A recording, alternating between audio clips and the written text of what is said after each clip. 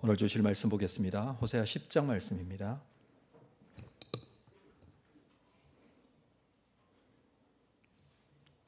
1절에서 15절 말씀 한 절씩 교독하겠습니다. 호세아 10장 1절에서 15절. 이스라엘은 열매 맺는 무성한 포도나무라. 그 열매가 많을수록 재단을 많게 하며 그 땅이 번영할수록 주상을 아름답게 하도다.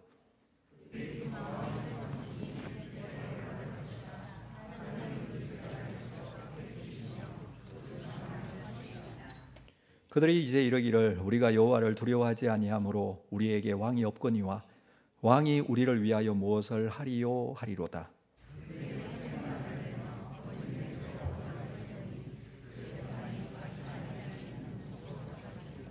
사마리아 주민이 베다웬의 송아지로 말미암아 두려워할 것이라. 그 백성이 슬퍼하며 그것을 기뻐하던 제사장들도 슬퍼하리니 이는 그의 영광이 떠나감이며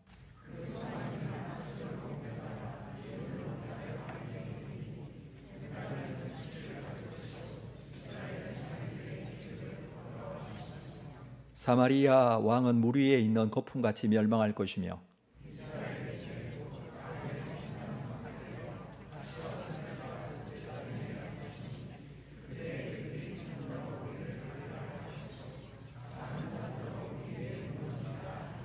이스라엘아, 내가 기브아 시대로부터 범죄하더니 지금까지 죄를 짓는구나. 그러니 범죄한 자손들에 대한 전쟁이 어찌 기브아에서 일어나지 않겠느냐.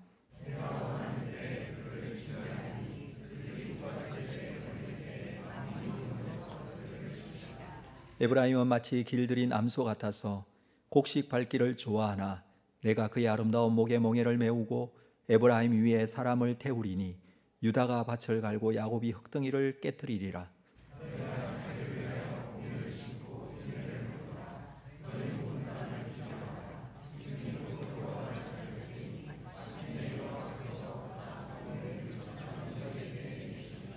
너희는 악을 밭갈아 죄를 거두고 거짓 열매를 먹었나니 이는 내가 내 길과 내 용사의 많음을 의뢰하였음이라.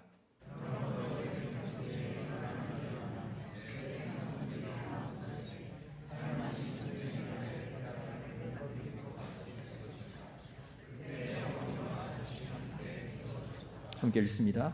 너희의 큰 악으로 말미암아 배들이 이같이 너희에게 행하리니 이스라엘 왕이 새벽에 정령 망하리로다. 아멘. 준비하시면 호세아 10장 말씀을 함께 나누도록 하겠습니다.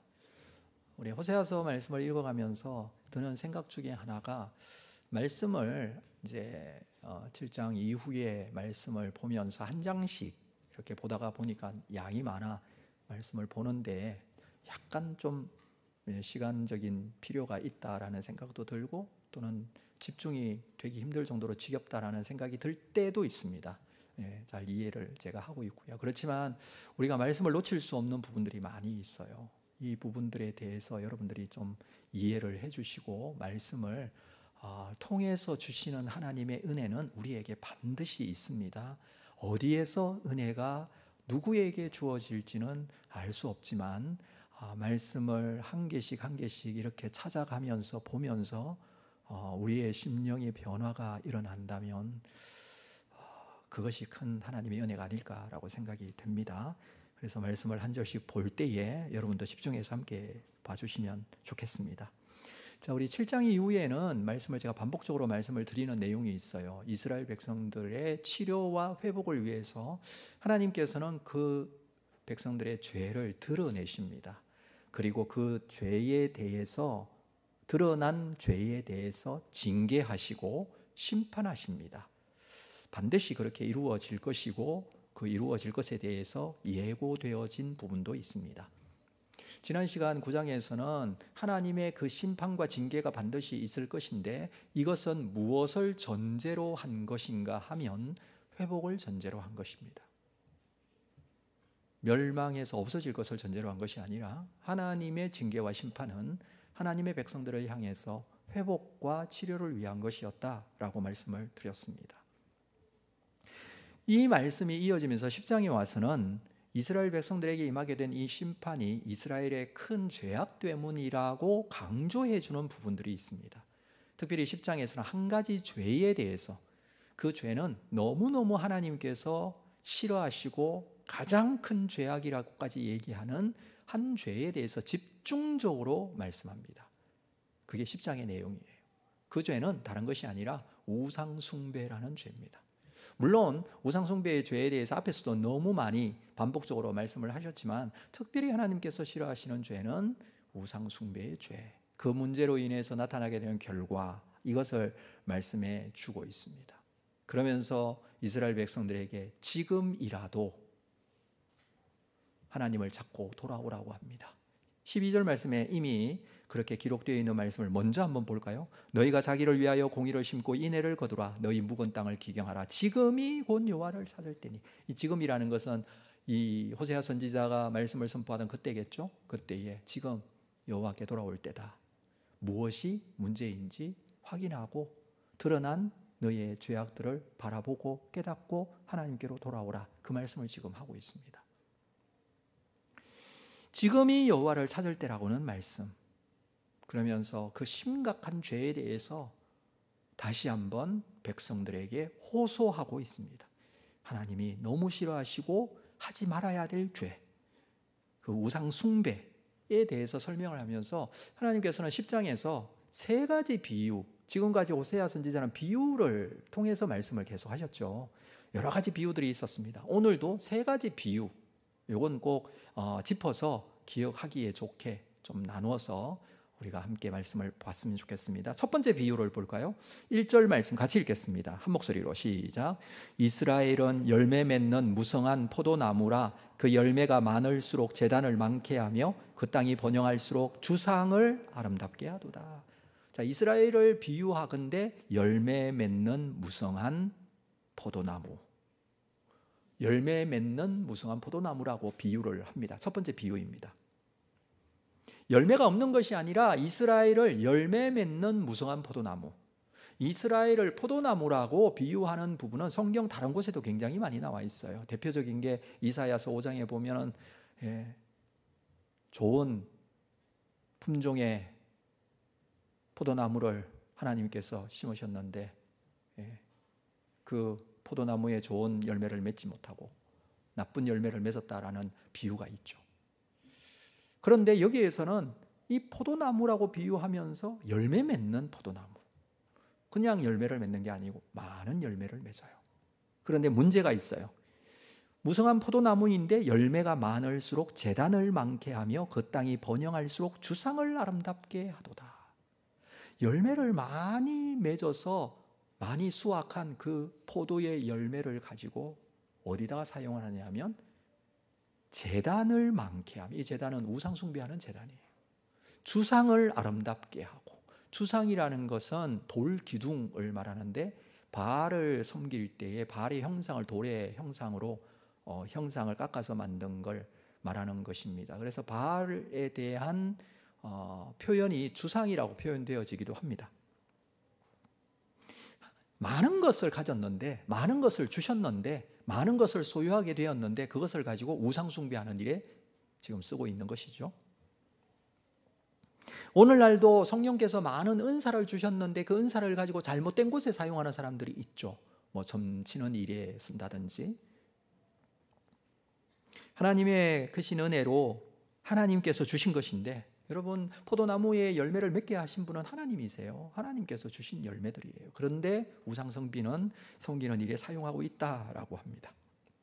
자, 2절 볼까요? 그것을 구체적으로 설명하는데 그들이 두 마음을 품었으니 이제 벌을 받을 것이라. 두 마음이라는 것은 하나님을 섬기는 마음, 그리고 우상을 섬기는 마음, 두 가지 마음을 가지고 있는 거예요. 한쪽에 하나님을 섬기고 있습니다. 근데 우상에 대한 마음도 있습니다. 근데 하나님의 벌이 있습니다. 하나님은 그 제단을 쳐서 깨뜨리고 주상을 허신다라고 합니다. 자세히 보면 이 두 가지 마음이 있기는 한데 자세히 들여다보면 그 두 가지 마음 중에 하나님이 우선이 아니라 우상이 우선이에요. 하나님을 믿는 신앙은 거칠해요. 믿기는 믿고 하나님께 예배하기는 하지만 그건 그런 큰 영향력이 없는 무늬만 하나님을 믿는 사람의 모습. 우선은 우상에게 있습니다. 이 두 마음을 가지고 있기 때문에 벌을 받을 것이라. 하나님께서는 그 제단을 치고 그 주상을 허신다. 포도나무에 열매가 많이 생기게 된 많은 수익으로 인해서 그것을 우상 숭배하는 데 쓰고, 주상, 바알, 그 아름답게 꾸미는 데 쓰고 이렇게 하시는데, 하나님께서는 어떻게 하신다고요? 그걸 다 허물고 깨뜨리신다. 자기가 원하고 하나님 이외에 다른 것을 너무 좋아서 섬기는 거 우상 숭배와 같습니다. 근데 그거 애지중지하면서 섬기는 거 다 하나님께서 헐어버리신다. 이렇게 지금 말씀하고 있죠. 이스라엘은 그동안 쌓은 것이 우상의 제단이었습니다. 그동안 아름답게 한 것은 주상이었습니다. 그런데 이렇게 허무하게 무너질 것은 그들이 너무너무 열심히 그렇게 쌓았습니다. 우리의 모습은 혹시 이 모습이 아닙니까? 우리는 무엇을 지금 쌓고 있습니까? 하나님은 우상을 너무 싫어하세요. 하나님은 이스라엘 백성들을 이끌어내실 때에, 애굽에서 나왔을 때에 그들을 데리시고 시내산으로 가셔서 하나님의 명령을 주시죠. 율법을 주시죠. 대표적인 게 12계명 아니겠습니까? 10계명 제일 첫 번째 계명, 두 번째, 세 번째 계명 다 우상 숭배에 대한 계명이에요. 말씀을 볼까요? 출애굽기 20장 2절, 나는 너를 애굽 땅 종되었던 집에서 인도하여 낸 내 하나님 여호와라. 너는 나 외에 다른 신을 두지 말라. 너를 위하여 새긴 우상을 만들지 말고, 또 위로 하늘에 있는 것이나 아래로 땅에 있는 것이나 땅 아래 물 속에 있는 것에 어떤 형상도 만들지 말며 그것들에게 절하지 말며 그것들을 섬기지 말라. 나나 내 하나님 여호와는 질투하는 하나님이다. 하지 말라고. 우상 숭배는 하지 말라고 합니다. 그러면서 이 부분에 설명하면서 제일 마지막에 나는 질투하는 하나님이다. 여러분, 질투하는 하나님, 질투라는 단어가 부정적인 의미예요? 긍정적인 의미예요? 긍정적이라고 생각하시면 아멘 하십시오. 아무도 안 하시네요. 부정적인 의미 맞습니다. 그죠? 질투하는 거 좋은 거 아니에요. 그런데 하나님 자신을 질투한다고 쓰는 이유가 뭘까요? 하나님 질투 하나님, 별로 안 좋은 하나님, 이렇게 우리가 여길 수도 있잖아요. 그럼에도 불구하고 성경에는 질투하는 하나님으로 기록하고 있고 하나님은 스스로 그렇게 자신을 소개하고 있습니다. 왜 그렇게까지 말씀을 하시는가 하면 이것은 하나님의 사랑을 이렇게 표현하시는 거예요. 하나님께서 질투하신다라는 것은 사랑하신다는 뜻이에요. 하나님께서 우리를 너무 사랑하시기 때문에 그 사랑을 우상과 나누고자 하는 것이 싫다는 거예요. 여러분, 만약에 여러분의 아내나 여러분의 남편이 다른 남자, 다른 여자와 바람 피우면 좋습니까? 질투합니까? 좋지는 않죠. 예, 그 마음이라는 뜻이에요.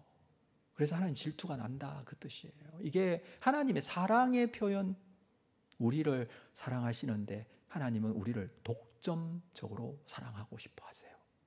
그게 부부간의 관계를 설명할 때 그렇게 하잖아요. 부부간의 관계를 사랑을 나눌 수 있는 관계는 아니잖아요. 다른 사람과 나누어서 사랑을 쓰고 뭐 이런 게 아니잖아요. 하나님과의 관계는 바로 그 관계죠. 그래서 질투하는 하나님. 그런데 이스라엘 백성들은 어떻습니까? 포도나무의 열매가 많을수록 우상 숭배하는 것 막 쫓아가요.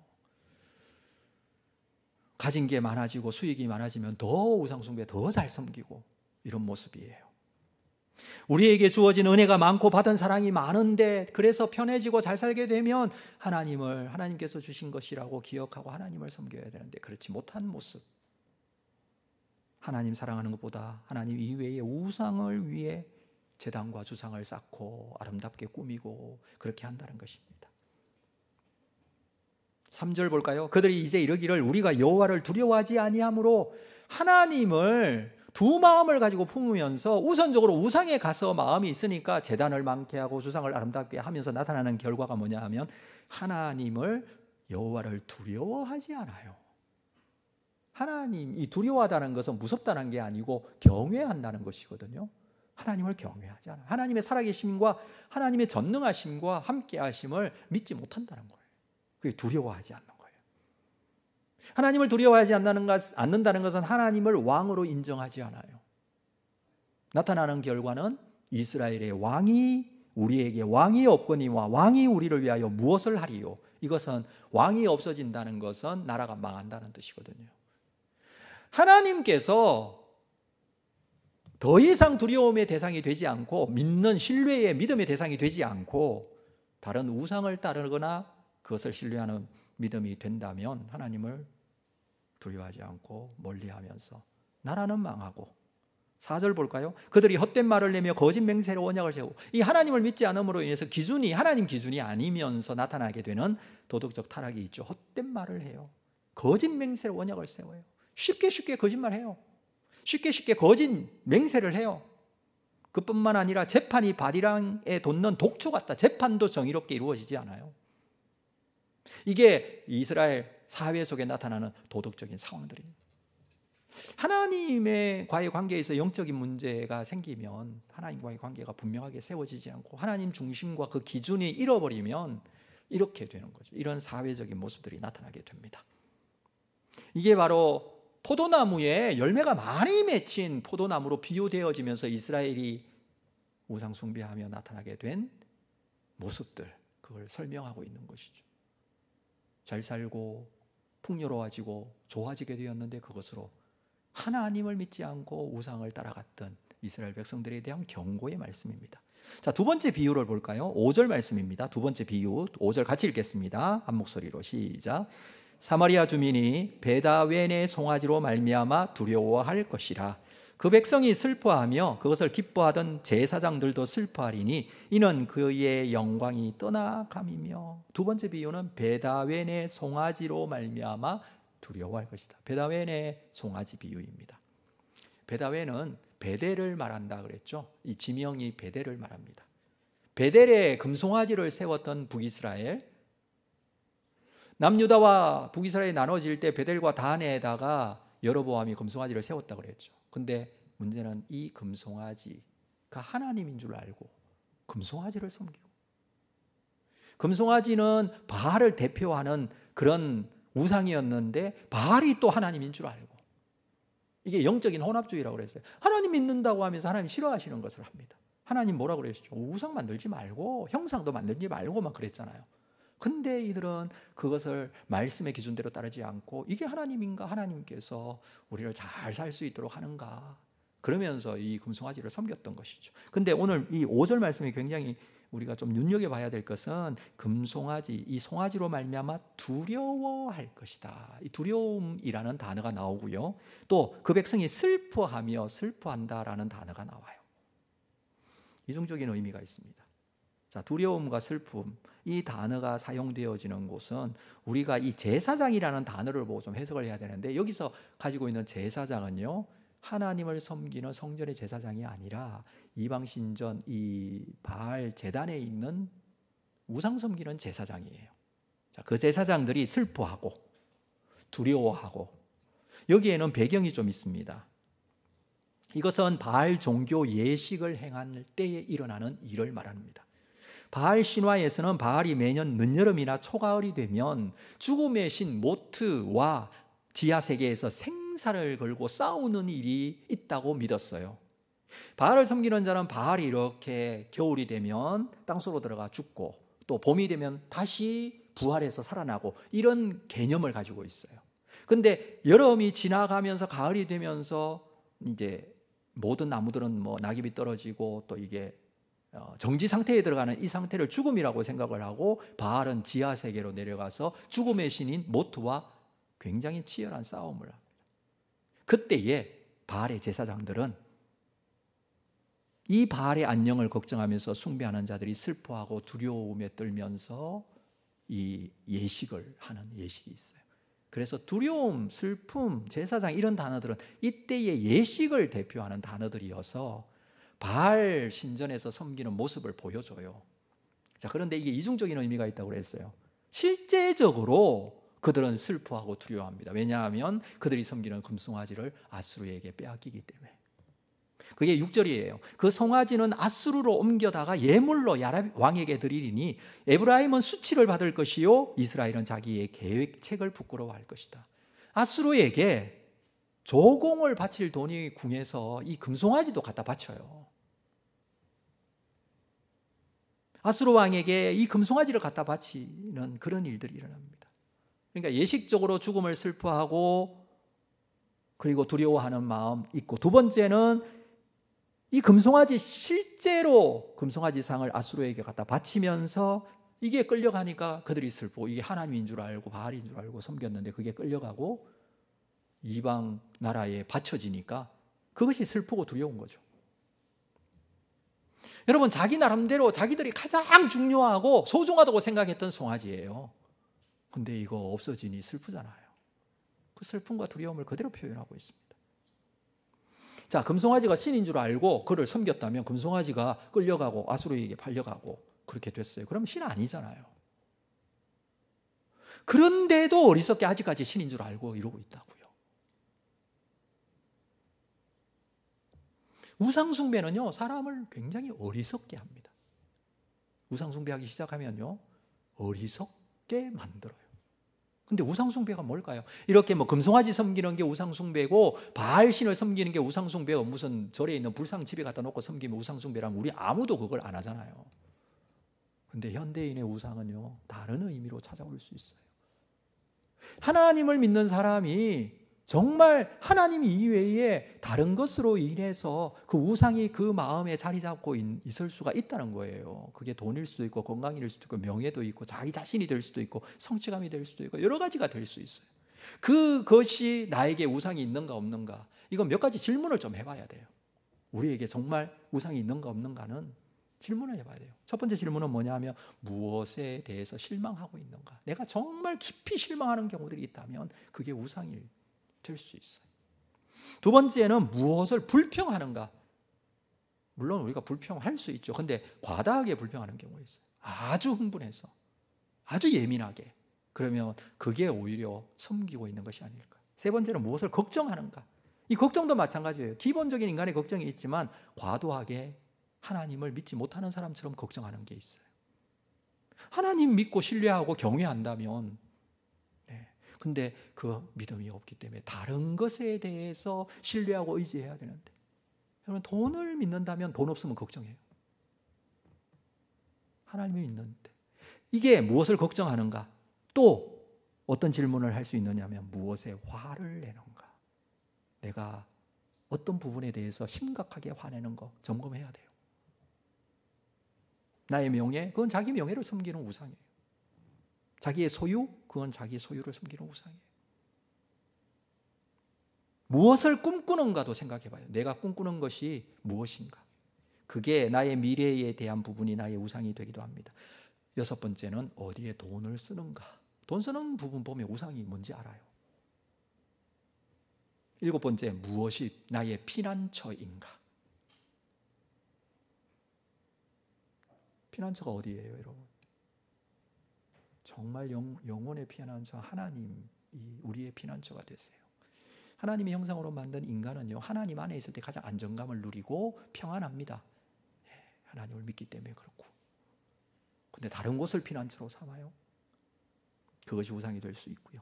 마지막으로 요즘 들어서 꼭 해봐야 될 이 질문은 뭐냐 하면 무엇을 검색하는가. 자기의 관심사, 자기의 우상을 검색하고 찾고 끝없이. 여러분, 자세히 들여다보면 돈 때문에, 성공 때문에, 자기의 성취감 때문에, 나 자신 때문에, 심지어는 나의 자존심 때문에 하나님을 잃어버리는 경우들이 얼마나 많은지 몰라요. 우상숭배는 하나님과의 가장 관계 속에서 심각한 죄라는 사실을 우리가 기억해야 됩니다. 이 우상숭배 하나님 싫어하신다고 그랬죠? 하나님 심판은 반드시 있습니다. 7절 말씀 볼까요? 사마리아 왕은 물 위에 있는 거품같이 멸망할 것이다. 물 위에 있는 거품은 이따가 금방 없어지는 거예요. 그 거품처럼 완전한 멸망, 수치를 당하기. 이 왕이 그렇게 된다라는 것은 왕은 폐유가 될 것이다. 수치를 당하고 멸망할 것이다. 우상숭배의 죄가 심각하기 때문에 그렇습니다. 8절 말씀, 이스라엘의 죄 곧 아웬의 산당은 파괴되어 가시와 진레가 그 제단 위에 날 것이다. 자, 이 아웬의 산당이라고 했죠. 아웬은 애굽의 온이라는 도시의 별칭을 아웬. 이 애굽의 온이라는 곳에 애굽 신전이 있고 우상숭배의 대표적인 본거지라고 할 수 있는 이곳에 있는 우상들이 이스라엘의 산당에도 있었다는 거예요. 산당이라는 곳은 이스라엘 백성들이 가나안에 들어올 때 하나님께서 진멸하라 그랬어요. 진멸. 이스라엘 이 가나안을, 왜냐하면 가나안은 우상을 섬기고 바알, 아세라 뭐 다른 여러 종류의 신들을 섬기니까 다 진멸 전쟁을 통해서 하나님만 섬길 수 있도록 하게 하셨는데, 그들은 산당, 산 위에 높은 곳에 가서 나무에 가서 막 우상을 만들어 놓고 섬기고 했거든요. 이스라엘은 정한 곳에 가서 하나님을 만나라. 그 정한 곳이 성전이잖아요. 예루살렘 성전에 가야 되는데 산당을 다시 찾았어요. 왜? 진멸하지 않았어요. 그 산당이 여전히 남아 있어요. 대표적인 게 아웬 산당이에요. 애굽에서 가져온 우상에 대한 산당. 이거 결국에는 하나님께서 파괴하시겠다. 너희들이 가지고 있는 그 우상 파괴하겠다. 그 말씀이에요. 9절 말씀, 이스라엘아 내가 기브아 시대로부터 범죄하더니 지금까지 죄를 짓는구나. 제가 1부, 2부, 3부째인데요. 설교하다 보니까 여기 좀 오시니까 주무시는 분이 계시더라고요. 자, 지금부터 정신을 좀 차리시고 집중을 잘 하셔야 됩니다. 자, 기브아 시대부터 지금까지, 기브아 시대부터 그 범죄가 지금까지 있다. 기브아 기억나십니까? 지난주에 사사기 19장 레위 사람과 그 아내 이야기 기억나시죠? 그때에 이스라엘이 영적으로 가장 밑바닥을 칠 때 심각한 범죄가 기브아에서 있었어요. 그렇죠? 레위 사람과 그 아내가 기브아에 갔을 때에 기브아 주민들로부터 그 아내가 성폭행당하고 죽임을 당할 때 레위 사람이 집으로 와서 이 아내를 12토막 내고 이 이스라엘 지파들에게 보내면서 전쟁이 일어나요. 베냐민, 기브아가 속한 베냐민 지파와 다른 지파 간의 전쟁. 민족 안에서, 지파 안에서. 이걸 대표적으로 지금 얘기하는 거예요. 가장 밑바닥일 때 영적으로. 근데 그때의 범죄가 지금까지 죄를 짓고 있다. 이렇게 설명을 지금 하고 있는 거예요. 근데 두 번째는 그러니 범죄한 자손들에 대한 전쟁이 어찌 기브아에서 일어나지 않겠나. 이 기브아는요, 두 번째 의미가 있는데, 기브아는 어떤 의미냐 하면 이 사사기가 끝나고 왕정시대가 됩니다. 사사시대가 끝나고 나서 왕정시대가 될 때 중간에 있었던 인물이 사무엘이잖아요. 사무엘이 왕을 기름 부어 세우는데 첫 번째 세웠던 왕은 누구? 예, 사울왕이에요. 이스라엘의 초대 왕 사울왕. 이 사울왕의 고향은 기브아. 그래서 사울은 왕으로 세워지자마자 기브아에서 나라를 다스렸어요. 근데 그 기브아가 어떻게 됩니까? 지금 여기 9절 마지막에 보면 이 범죄한 자손들에 대한 전쟁이 어째 기브아에서 일어나지 않겠느냐라는 것은 이스라엘을 대표적으로 그때 당시에 다스리던 지역이 기브아여서 대표적으로 이 이스라엘이 멸망할 것에 대해서 이렇게 말씀을 하시는 것입니다.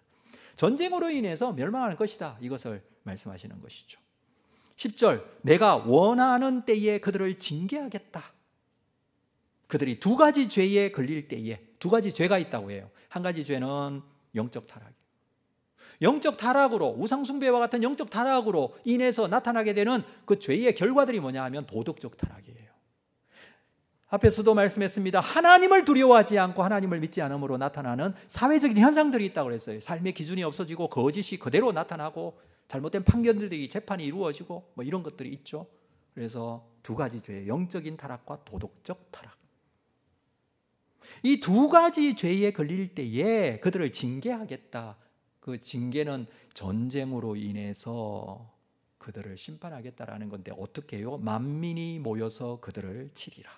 만민, 쳐들어오는 아수르, 이 아시리아 나라는 그때 당시에 다민족 국가였습니다. 여러 나라를 집어삼킨, 여러 민족을 집어삼킨 제국이었어요. 그래서 만민이, 아시리아가 그들을 치리라라고 말씀을 하고 계신 심판이 분명히 있습니다. 여러분, 하나님은 우상숭배 싫어하시기 때문에 우상숭배에 대한 심판 반드시 하십니다. 11절 세 번째 비유로 11절에서 이렇게 말합니다. 11절 같이 읽겠습니다. 자, 같이 시작. 에브라임은 마치 길들인 암소 같아서 곡식 밟기를 좋아하나 내가 그의 아름다운 목에 멍에를 메우고 에브라임 위에 사람을 태우리니 유다가 밭을 갈고 야곱이 흙덩이를 깨트리리라. 언뜻 봐서는 잘 이해하기 힘들지만 우리가 함께 잘 좀 이 말씀을 나눴으면 좋겠습니다. 잘 보십시오. 세 번째 비유는 하나님께서 이스라엘을 뭐에 비유하시느냐 하면 길들인 암소로 비유하십니다. 길들인 암소. 에브라임은 마치 길들인 암소 같다. 근데 이 암소가 곡식 밟기를 좋아한다. 그렇게 말씀하고 있어요. 곡식 밟기를 좋아한다. 무슨 말이냐면 소가 하는 일이 많잖아요. 농사 지을 때 소는 정말 중요한 일을 해요. 그렇죠? 밭을 갈기도 하고 추수할 때도 이렇게 굉장히 많은 물건을 실어 나르기도 하고, 수레가 굉장히 큰데 거기에 엄청난 많은 양의 그 추수할 이 볕단이나 보리단이나 이런 것들을 싣고, 제가 어릴 때 그 모습을 보면 진짜 소는 힘이 세요. 그래서 그 일들을, 그 많은 일을 해요. 저희 집에도 소가 있어서 소를 가지고 이렇게 하다가 나중에 경운기를 샀거든요. 근데 경운기에는 사실 그만큼 못 실어요.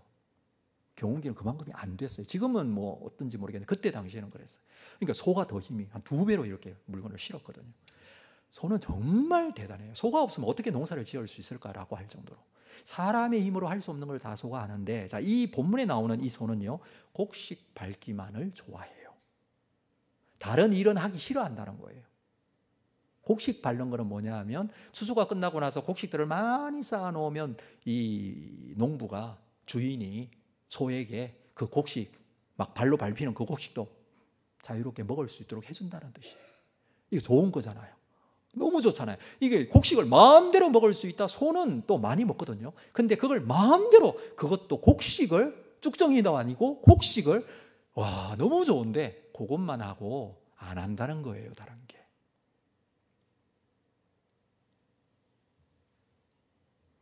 힘든 일은 싫어하고 수확된 다음에 추수나 즐기려는 것, 일하지 않고 그냥 먹기만 하겠다는 것에 대한 비유예요. 그렇지만 하나님께서 어떻게 하십니까? 내가 그의 아름다운 목에 멍에를 메웁니다. 그 목이 일하지 않아서 아름답게 보일지는 모르지만 그 목에 멍에를 메우고 에브라임 위에 사람을 태운다. 이건 그 목에 멍에를 메고 사람도 태우고, 유다가 밭을 갈고 야곱이 흙덩이를 깨뜨리라. 이 밭 갈고 흙덩이를 깨뜨리는 일을 시키겠다는 거예요. 어디에서? 아수르에서. 포로로 잡혀가겠다는 뜻이에요. 이게 세 번째 비유입니다.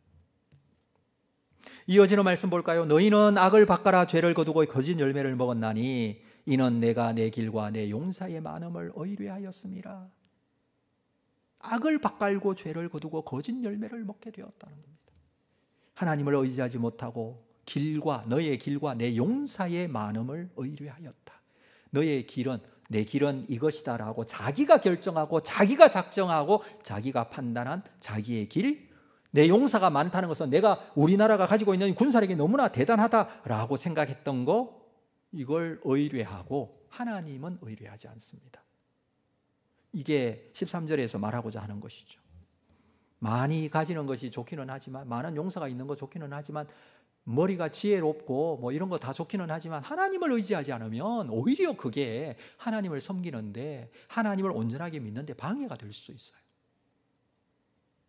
그 상태에서 하나님을 의지하지 못하고 믿지 못한다면 악을 밭갈고 죄를 거두는 결과를 맞이하게 된다라고 합니다.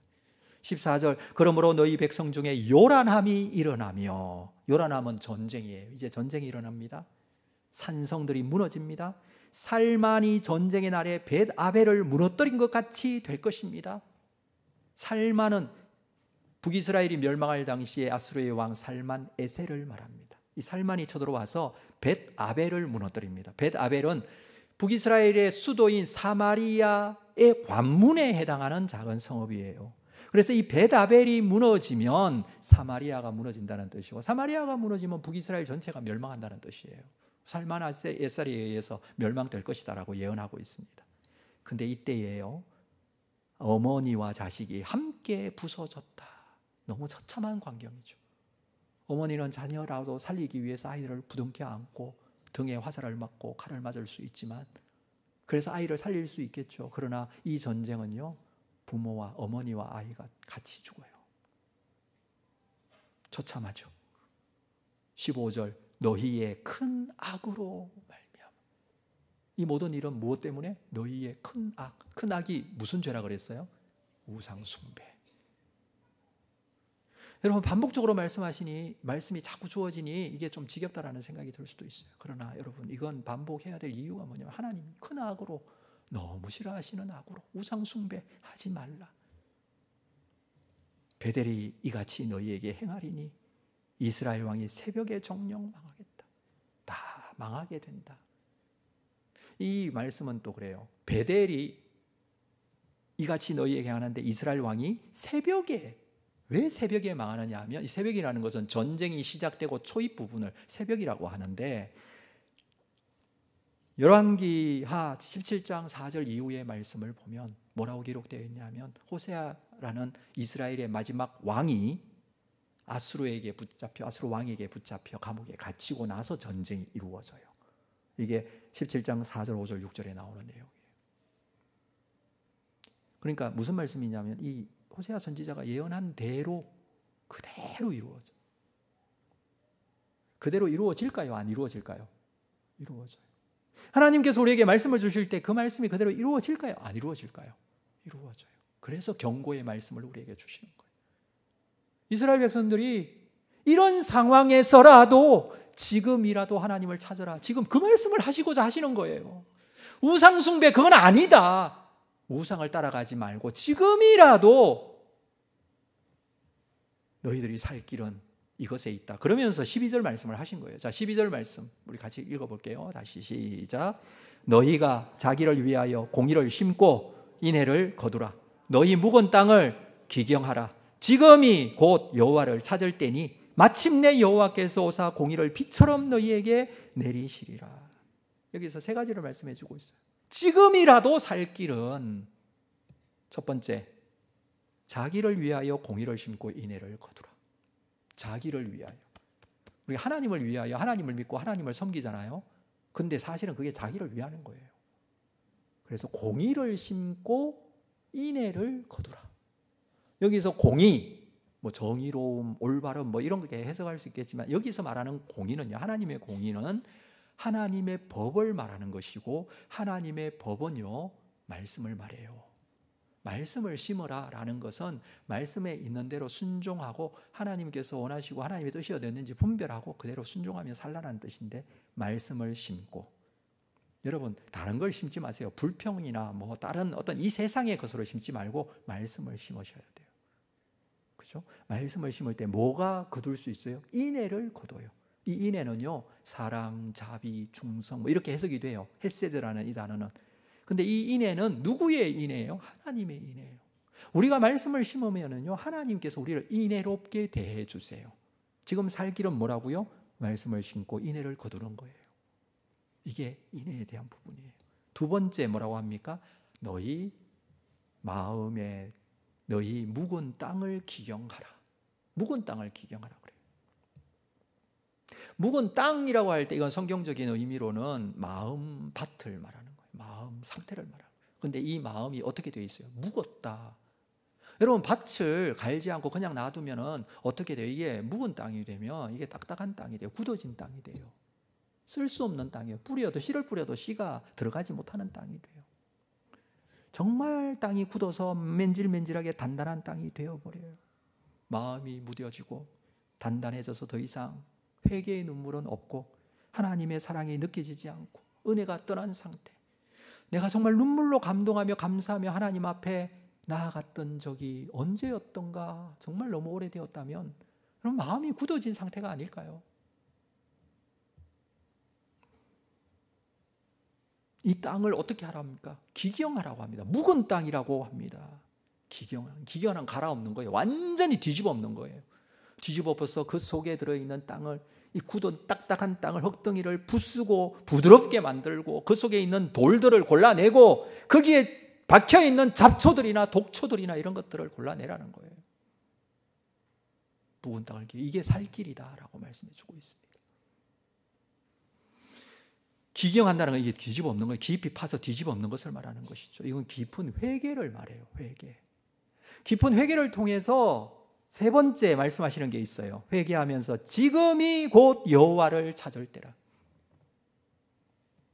찾는다, 다라쉬라는 것은 그냥 찾는 것이 아니라 기도하면서 찾는다라는 뜻이거든요. 예배하면서 찾는다는 것이거든요. 하나님을 찾는데 어떻게 찾을 수 있어요? 예배하면서 찾을 수 있어요. 기도하면서 찾을 수 있어요. 하나님을 찾고 싶으면 여러분, 우리가 정말 하나님께 온전한 예배자로 나아가야 돼요.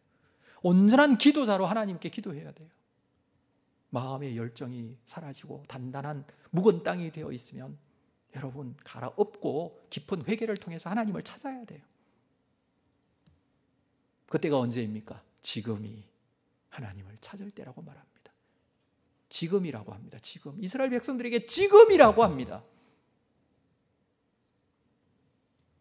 그러면 어떻게 하십니까? 마침내 여호와께서 오사 공의를 비처럼 너희에게 내리시라. 마침내 그날이 올 것입니다. 마침내 그날이 올 거예요.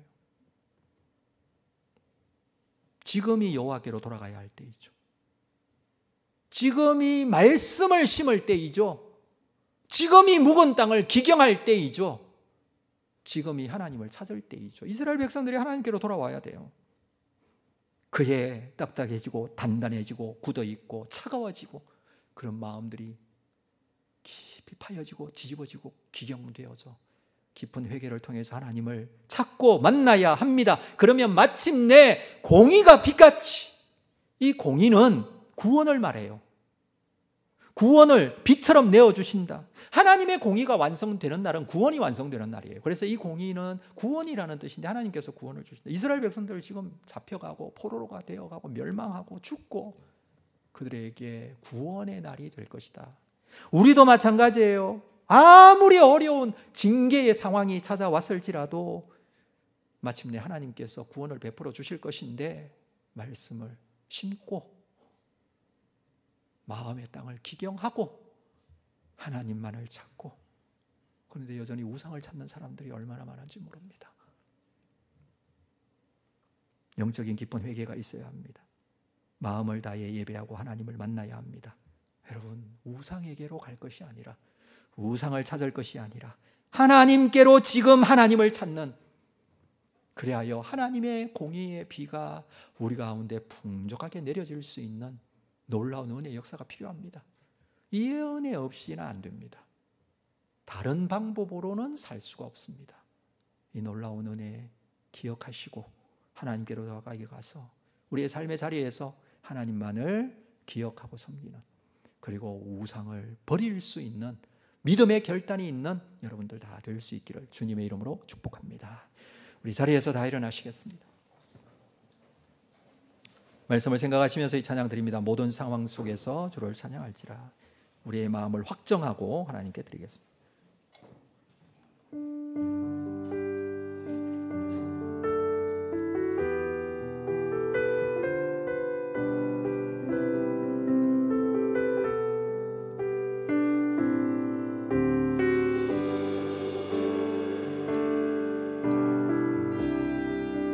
모든 상황 속에서